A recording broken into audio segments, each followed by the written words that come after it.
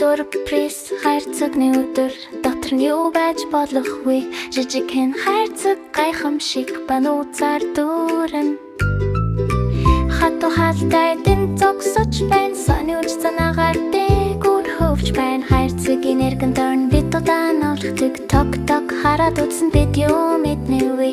Энэ навч юу тоглоом уу? Эсвэл чулуу юу? Та маглал бидний бодлыг нисгэж өгдөг. Кэх хараад ажиглали дотор нь юу байна? Юу байж болох вэ? Эхлээд бод дараа нь оролт. Сони үжсэн биднийг өндөрт хөргөдөг.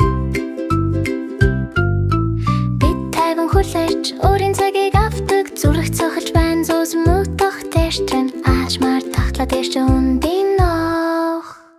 Бид баяртайгаар амьсгал авдаг. Жохон хүлээг үнсгий амьсгал аваарай. Ирээдүйд бүх сюрприз эхэлдэг. Бид тайван анхaalтай байвал ихнэл төвд бидэн дээр ирдэг. Навч суулын чулуу хатуу жижиг завь усан дээр хөвж байна. Юлгаа тэз үс гэхдээ бүгд сайн байна. Сонуужийн өдөр бүр сүрэлцдэг. Дараа нь анхаалтай хуваалц бүх сюрприз бид халамжтай гэдгийг харуулдаг.